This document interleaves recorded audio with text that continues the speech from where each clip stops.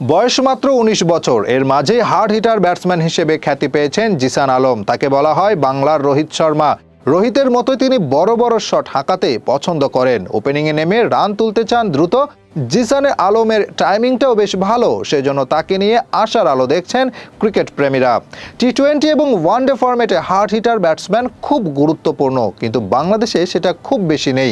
তবে জিসান আলম বারবার প্রমাণ করেছেন নিজেকে, সেজন্য ১৯ বছর বয়সে জাতীয় দলের সাথে অনুশীলন করছেন এখন। ধারণা করা হচ্ছে ভারতের বিপক্ষে টি-20 সিরিজে তাকে জাতীয় দলে দেখা যেতে পারে। ভারতের মাটিতে তিনিই হতে পারেন বাংলাদেশ দলের বড় চমক। ১৯ বছরের তরুণ জিসান আলম অনেক দিন ধরেই নজর কাড়ছেন। গত মাসে বাংলাদেশ এইচপি দল অস্ট্রেলিয়ায় টুর্নামেন্ট খেলেছে। সেখানে ৮ ইনিংসে ১৭২ রান করেছেন জিসান। গড় ছিল ২১ আর স্ট্রাইক রেট ১২২ থেকেও বেশি। এর আগে গত জুলাই মাসে বাংলাদেশ এইচপি এবং বাংলাদেশ টাইগার্সের ম্যাচ হয়েছিল। সেখানে মাত্র ৭৮ বলে ১২৭ রানের ইনিংস খেলেছিলেন জিসান। ওয়ানডে ম্যাচে এরকম মারকুটে ইনিংস ছিল খুবই দৃষ্টিনন্দন। বাংলাদেশি ব্যাটাররা ছক্কা মারতে পারেন না বলে বদনাম আছে, কিন্তু জিসান সেদিন একাই মেরেছিলেন ১৩টি ছক্কা, যা বাংলাদেশের ঘরোয়া ক্রিকেটে বড় রেকর্ড। এবছর অনূর্ধ্ব ১৯ বিশ্বকাপেও দারুণ করেছেন জিসান আলম। ৩ ম্যাচ খেলে রান করেছেন ৮৮। এর মাঝে ছিল একটি ম্যাচ জেতানো 50। ওয়ানডে ফরম্যাটের বিশ্বকাপে তার স্ট্রাইক রেট ছিল ১২২। বাংলাদেশের রোহিত শর্মা তাকে এমনি এমনি বলা হয় না, তার সাহস আছে এবং সেটা কাজে লাগাতে পারেন। সেজন্য হয়তো এত অল্প বয়সে নজর কেড়েছেন সবার।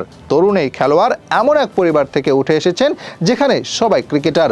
জাতীয় দলের ক্রিকেটারের ঘরে জন্ম নিয়েছেন জিসান। এখন তিনি নিজেও খেলতে যাচ্ছেন জাতীয় দলে। এ যেন বাপ কা বেটার পারফেক্ট উদাহরণ।